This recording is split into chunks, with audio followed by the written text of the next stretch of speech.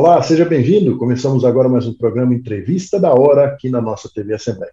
Eu sou Francisco Spínola e hoje nós vamos conversar sobre o livro Direitos Não Humanos. Ele debate diversas questões relacionadas ao direito de animais e tem a participação de professoras da UNEMAT. Para a gente saber todos os detalhes, conversar a respeito desses conceitos importantes e explicar esses pontos de vista, eu recebo aqui virtualmente a companhia da professora e pesquisadora da UNEMAT, Eveline Batistella. Professora, seja bem-vinda e muito obrigado por compartilhar com a gente o seu tempo e as suas informações. Olá, Francisco, obrigada. Eu que fico muito feliz de poder participar. Perfeito. Vamos começar esclarecendo um pouquinho o que são esses direitos não humanos, para as pessoas entenderem. A gente vem, de um movimento já do final do século passado, a gente chama da nova onda do movimento de proteção aos animais, de direitos dos animais. E aí existe toda uma rede interdisciplinar de trabalho justamente para garantir mais direitos ao que a gente chama de animais não humanos. Porque, na verdade, todos nós somos animais, nós humanos também somos animais, mas a concessão de direitos, ela é diferente. E aí o livro trata justamente disso, que é uma busca por garantir em diversas instâncias da sociedade que as outras espécies tenham seus direitos efetivamente respeitados e até algumas revisões, na maneira como nós tratamos os animais não humanos, porque a gente sabe que, ao longo do tempo, muitas crueldades foram praticadas, foram tratadas como normais. A gente tem vários exemplos, como rinhas de galo, mais para trás os assolamentos de ursos, práticas cruéis com animais, tráfico de animais silvestres. Então, o direito dos não humanos é realmente uma ampla revisão na sociedade da maneira como nós tratamos essas criaturas, que são tão complexas quanto nós e querem viver e viver bem, igual a todos nós. Existe um conceito que é utilizado eventualmente nesse contexto, que é de animais como seres sencientes. O que isso quer dizer? Explica para as pessoas o seu ponto de vista a respeito desse conceito também, professora. Então, a senciência é um termo criado, para falar da consciência dos animais, para mostrar às pessoas que eles também têm consciência. E aí foi criado o termo senciente, que são animais, que experimentam. A consciência é um termo tão amplo, tão difícil de definir até para a gente até hoje, mas que eles experimentam estados emocionais e subjetivos como nós. E aí esse termo foi cunhado, ele é usado amplamente no direito, nos movimentos de proteção animal, grandes pensadores usam esse termo para falar isso, que as outras espécies também experimentam estados de consciência. O meu ponto de vista, e é importante dizer que desde 2012 a gente tem um documento chamado Declaração de Cambridge da Consciência Animal, que foi assinado pelos principais pesquisadores do mundo, neurocientistas, declarando que uma infinita gama de animais, até polvos, artrópodes, tem consciência, tem um determinado tipo de consciência. E aí eu, no meu trabalho, já não uso mais o termo senciência, eu uso consciência animal, porque na nossa sociedade nós ainda colocamos os animais como inferiores a nós, os outros animais. E aí o termo senciência, na minha visão, foi criado para dizer que os animais têm consciência, mas que ela não é tão superior quanto a nossa. E o que eu enxergo, depois de mais de 10 anos trabalhando com animais e pesquisando as relações entre animais humanos e não humanos, é que a consciência deles é diferente. A gente dificilmente vai conseguir explicar e entender a consciência de um outro ser, inclusive de um outro ser humano. Então, eu prefiro falar em consciência animal para não colocar eles num patamar inferior. Cada animal vai experimentar o mundo e vai ter essa consciência de uma maneira diferente da nossa, mas isso não significa que ela é inferior. Às vezes, como nós, imagina um polvo, tudo que ele tem milhões de neurônios em cada tentáculo, imagina esse grau de consciência dele, a gente não tem como acessar, né? Então, eu prefiro usar um termo que, por mais controverso que seja, né, coloque eles numa linha horizontal com a gente, não inferior. Professor Evelino, eu queria saber também um pouquinho como que é o entendimento midiático e também um pouco jurídico sobre toda essa questão em outros países, para a gente ter uma base de comparação, né, um contexto globalizado, digamos. Então, né, eu hoje trabalho, né, em parceria com grupos, né, na Europa, em redes de pesquisadores na América do Norte. A gente tem nesses grupos pesquisadores do mundo todo, né, mas a gente vê que ainda são sediados aí nesses países, né, desse eixo mais ocidentalizado. Mas a gente vê que tanto em países como a Índia, né, na África, né, no continente africano, existe um movimento, um trabalho, um grupo de pessoas que se articula na busca por esses direitos. E aí a gente vai ver o quanto que a mídia e o direito se interligam, porque a mídia, ela muitas vezes, para muitas pessoas, o principal contato que elas têm com os animais não humanos. Afora cães e gatos, né, os animais, esse tipo de animal que as pessoas têm em casa. Então, quando a mídia, por exemplo, fala em ataque de tubarão, quando a gente tem filmes, né, que mostram os animais como perigosos, isso tem um impacto na sociedade. E isso ajuda muito a determinar como a sociedade vai reagir em relação a determinado animal. A gente tem um exemplo bem pertinho aí da Assembleia, que é o Parque das Águas, né, que nós temos aí jacarés, capivaras. Eu estudei essa região há anos atrás, continuo estudando, na verdade, né? A gente tem uma gama de animais silvestres nessa região, vocês convivem com eles. Quando a mídia, né, mostra esses animais, o jacaré Celso, né, de uma maneira positiva, né, dizendo, olha, esse animal é um refugiado ambiental que está aí na lagoa porque está perdendo hábitat, né, porque a região ela foi urbanizada, a sociedade tem um comportamento diferente com esse jacaré. Né? Eu vejo lugares que as pessoas jogam pedra, tem medo, a gente vê que aí as pessoas têm um outro comportamento. A gente teve um caso, né, de um animal que foi morto aí, mas foi uma coisa fora da curva. Então, a mídia ajuda o direito, na medida em que ela pode auxiliar a sociedade a conhecer melhor esses animais não humanos e a respeitá-los. Então, é muito importante que os jornalistas, né, os documentaristas, inclusive as pessoas que trabalham com obras de ficção, elas têm esse olhar ético.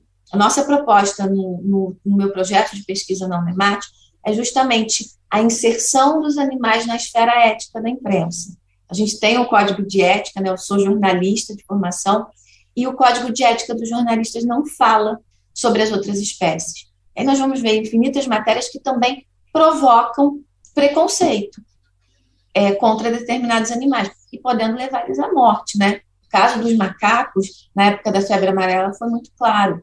Apesar da imprensa não ter falado, né, nada e não ter pensado em criar uma representação negativa dos macacos, no começo, porque as matérias não explicavam que eles não eram perigosos para os humanos, a gente teve no Brasil inteiro casos de pessoas matando macacos com medo de pegar a febre amarela deles. E aí foi muito interessante, porque a imprensa viu isso, revisou seu discurso, né, e criou aí uma imagem do macaco até como um anjo da guarda nosso. Isso ajudou a reverter aquele dano. Professora, gostei bastante da resposta e da clareza, principalmente na transmissão das informações aí. Falando um pouquinho agora a respeito do livro, como é que foi o processo, o convite, até a participação no livro, que engloba 3 professoras aí da UNEMAT, a senhora incluída?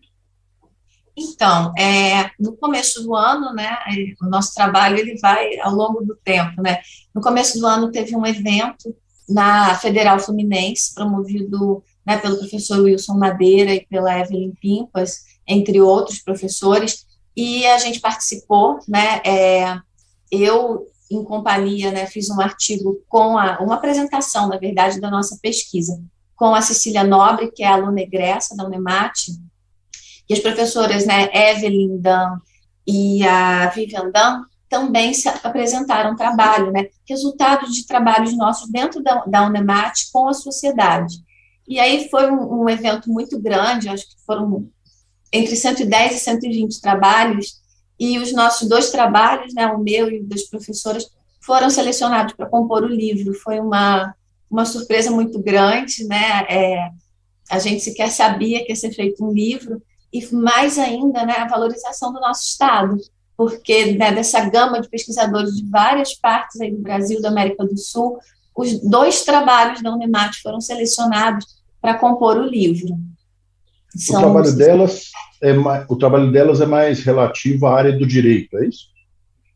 Né, eu sou professora de jornalismo, elas estão na área do direito, e aí elas mostraram um projeto de extensão. A Unemat tem uma extensão forte, né, que são projetos que a gente desenvolve com a comunidade, para a comunidade, em parceria tanto com os nossos técnicos, alunos, professores e as pessoas da comunidade externa.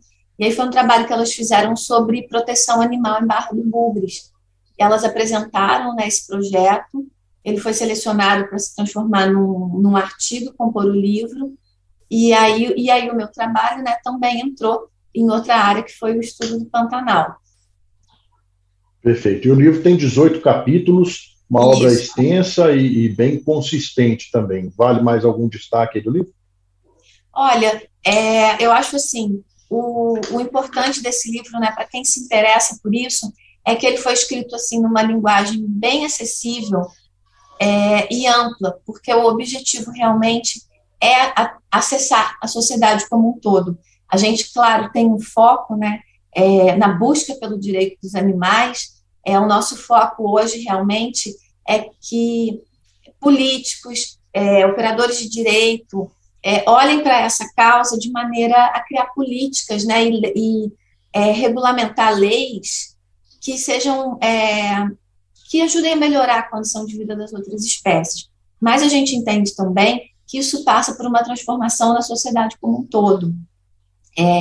E aí o livro busca isso, né? Então, não é um livro técnico, não é um livro hermético, né? É para realmente todo mundo que se interessa, que quer conhecer mais, né? Muitas pessoas estão começando apenas agora, né, a olhar para um animal e falar assim, peraí, tem alguém ali, né? Ou a rever práticas cruéis que elas aprenderam na infância, né?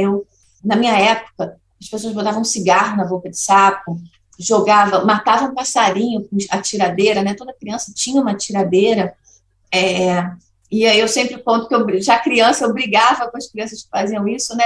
Mas não era normal, né? Eu era uma criança que não era normal, eu corria atrás dos meninos que queriam matar passarinho, mas assim, são práticas que foram aprendidas, né, da nossa cultura e que se transformaram, felizmente. Então, para essas pessoas, esse livro também é feito para elas, né, para todo mundo que quer olhar para essas relações hoje e rever, né, e para quem ama os animais, para quem, né, busca os direitos dos animais. Eu acho que Mato Grosso é referência, temos projetos excelentes na área, né, então é um livro para todo mundo. E tem versão impressa e também versão digital, né, onde é que está disponível para compra ou para as pessoas terem acesso? Então, vai estar no site, né, da editora, autografia.com.br, e lá as pessoas vão encontrar tanto a versão física quanto a versão digital. Perfeito. Agora, falando um pouco mais especificamente a respeito do capítulo que é de sua autoria, em parceria com a aluna egressa da Unemat, o seu trabalho estudou a representação midiática dos animais, ou do sofrimento dos animais, nos episódios de incêndio no Pantanal, ocorrido na época de 2020, no ano passado ainda, né? Já quase ano anterior, que já estamos chegando ao fim de 2021. Eu queria que você explicasse um pouco mais detalhadamente o ponto de vista que vocês trabalharam e depois, na sequência, alguns outros detalhes do trabalho também. Eu sou pesquisadora, né, do Pantanal já há alguns anos, e aí eu fiz uma pesquisa extensa de doutorado de 4 anos no Pantanal sobre as relações entre os animais humanos e não humanos no turismo. E aí eu defendi minha tese em 2020, em maio ou junho, quase ao mesmo tempo começaram os incêndios. E aí, claro, a gente como pesquisador, como cientista, né, a universidade, né, tudo que ela promove, a universidade pública, é para a gente retornar para a sociedade o nosso conhecimento. E aí eu logo fui engajada nessa questão dos incêndios, tanto apoiando jornalistas e pessoas que estavam indo para o Pantanal fazer cobertura, né? Eu sou muito procurada para os jornalistas, por pessoas que trabalham na área, né? Eu ajudei com informações, eu ajudei em mobilizações de grupos de proteção animal, com informações, com contatos. Tinha dias que a gente começava às 6 da manhã e meia-noite a gente ainda estava no ar, né? Eu não fui para o Pantanal, porque não é uma coisa que qualquer um deve fazer, ir para lá para achar que vai apagar incêndio, né? Então, a gente buscou ajudar, né, eu e a Cecília, com o que a gente tinha de melhor, que era, né, a nossa capacidade de mobilização, inclusive com a imprensa local aqui também. E aí, nesse momento que a gente estava nesse trabalho intenso, né, e a gente fala que eu trabalhei muito, mas o pessoal que estava lá, às vezes, nem dormia, mal se alimentava. A gente teve pessoas do Brasil inteiro que foram para lá. E um destaque nesse momento foram os grupos de apoio aos animais, que foram para lá para ajudar esses animais a superar esse momento de crise. Né? Um deles, inclusive, o GRAD, né, ficou bem conhecido. E quando a gente olhou para tudo isso, ao mesmo tempo que a gente estava trabalhando, a gente falou, tem alguma coisa aí, na imprensa. E o meu projeto de pesquisa já estuda os animais na imprensa, né, os animais do Pantanal. E a gente falou, vamos focar nos incêndios. E a gente percebeu, né, o quanto o sofrimento dos animais mobilizou a sociedade. Os incêndios começaram, né, lá em maio, junho, mas a gente vê que o grande pico de comoção, quando a sociedade realmente começa a olhar para isso, é quando a imprensa começa a dar divulgação massiva. E aí o que a gente investigou foi o foco, né, de sites. Nesse artigo a gente fala sobre sites de notícias, mas nós estudamos também televisão, né, estudamos jornais, né, impressos, mesmo que divulgados em meio digital, e o que a gente viu foi que as imagens de sofrimento, né, os tamanduás queimados, as onças, foram realmente o grande motor para a sociedade, falar assim, tem que ser feita alguma coisa, além de apenas se apagar as chamas. E aí isso ganhou uma visibilidade muito grande e mostrou para a gente o quanto que na hierarquia social os animais silvestres hoje já estão posicionados na esfera de estima da sociedade. A sociedade, quando vê o sofrimento de um animal desse, ela se comove profundamente. E a gente vê, né, eu vou dar um exemplo bem rápido da onça-pintada. A onça-pintada, até bem pouco tempo atrás, porque ela não aparecia no turismo, né, hoje ela aparece para os turistas também, tem toda uma questão nisso, mas a onça-pintada era vista como uma praga, porque ela atacava rebanho, né? Porque ela era perigosa para os rebanhos. As pessoas contavam inúmeras histórias que provocavam medo da onça. Ela era representada na mídia como um animal perigoso, né? E aí a gente vê quanto que o status dela mudou. E nos incêndios, aquelas imagens de sofrimento, da onça com a patinha queimada, com a língua de fora, né? O quanto ela passou a ser vista, né? Muito triste também isso, como vítima. Mas isso também nos ajuda a mostrar que esses animais precisam ter seus direitos respeitados, o direito à vida. Então, o capítulo fala sobre isso. Mais uma nota, né, de encerramento que ainda nos provoca muita reflexão é que isso só acontece com os animais silvestres. Lá no Pantanal, a gente tinha muitos bovinos, né, tinha bubalinos, e esses animais não tiveram a mesma esfera de consideração. A imprensa não tratou o sofrimento deles, sequer falou sobre isso, mal falou sobre isso, né? Então, a gente vê que esses animais, porque eles são animais de produção, eles ainda são vistos como meros objetos, e o sofrimento deles não importa. E, na verdade, esses animais sofrem tanto quanto qualquer um de nós, eles experimentam estados de consciência e subjetividade quanto qualquer um de nós, mas para a mídia, para a sociedade em geral, eles ainda não são vistos dessa maneira. Perfeito. Professor, eu queria fazer um registro aqui. A TV Assembleia realizou um documentário a respeito, mostrando essa tragédia que ocorreu da destruição do bioma do Pantanal. Documentário realizado pelo nosso colega Anderson Sartori, uma parceria de vários cinegrafistas, o envolvimento de toda a equipe de produção, muita gente envolvida, e aí eu queria recomendar, está inclusive disponível no nosso canal do YouTube para as pessoas também assistirem, além de ser exibido na nossa programação. Professora, sim, é um trabalho fantástico, eu quero só deixar essa nota, assim, parabéns para vocês, realmente, assim, e o Anderson, além de ter sido um colega meu de trabalho, foi uma pessoa que, na minha pesquisa, também me deu informações valiosas quando eu fiz a tese. Então, é fantástico, parabéns pelo trabalho de vocês. Ótimo, obrigado. Professor, nosso tempo já está avançando aqui, infelizmente, que a conversa está boa, mas eu queria ainda perguntar a respeito do trabalho científico, como é que foi, por exemplo, números, estatísticas que acabam chamando a atenção, quantas matérias vocês analisaram, como é que foi a metodologia, rapidamente aí para a gente poder falar de outro livro, inclusive, que a senhora escreveu também, que a gente fala um pouquinho sobre isso. Então, né, nesse caso, a gente usou análise de conteúdo, a gente selecionou, né, foram cerca de 170 matérias nos sites UOL e G1, a gente buscou a mídia nacional, e aí a gente quantificou e foi procurando, realmente é um trabalho feito na unha, a gente não usa software, a gente gosta de ler, de ver as imagens, sabe, uma pesquisa qualitativa mesmo, e aí fomos procurando as palavras-chave, as imagens, eu sou professora de semiótica também, né, os signos ali do sofrimento dos animais, e a gente encontrou quase 60% das reportagens tratando dos animais não humanos, né, e do seu sofrimento. Inclusive, o sofrimento dos animais humanos pouco foi tratado também, né, e aí foi muito interessante, porque essa estatística, esse percentual é muito alto. Se você pensar que essa pauta, ela não é só ambiental, ela é política, ela é econômica, né, ela passa várias editorias. Então, ver isso e quantos animais atravessaram isso foi muito significativo. Verdade. Vamos falar um pouquinho a respeito do outro livro que a senhora escreveu também, Animais e Fronteiras.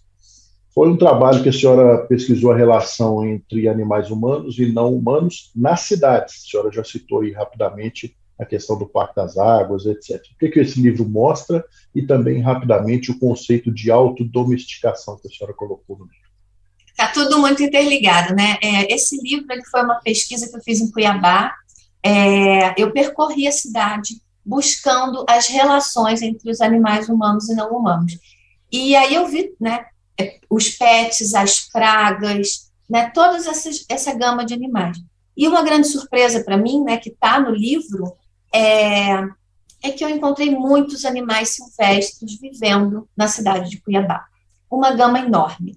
Dentro do perímetro urbano eu encontrei até tuiuiu, né, tamanduá, e as pessoas acho que já viram, porque está muito disseminado nos vídeos da internet, né, tamanduá em condomínios. Nós temos essa semana, eu vi um grupo de pessoas no sábado, um gato maracajá, um gato morisco, ali na região do parque, no bairro, perto do shopping, né, ali naquela região, não nem é perto do shopping, né, é perto do centro de eventos, com um rato, uma presa na boca. Esse é um gato silvestre, né?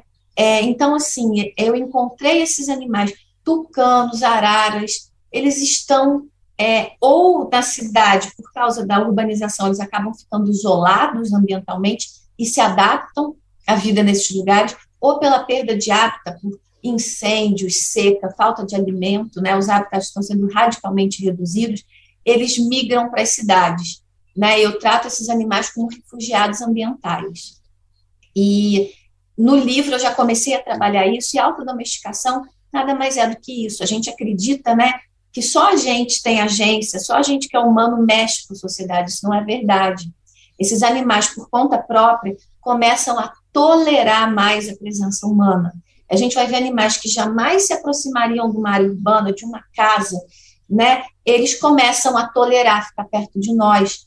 A gente teve um caso, há uns 2 anos, de um tamanduá que entrou num condomínio e ele foi tão dócil que a moradora conseguiu isolar ele lá no portãozinho do cachorro e chamar socorro, né? Então, você vê que esses animais estão mudando suas culturas e os seus comportamentos para continuar sobrevivendo.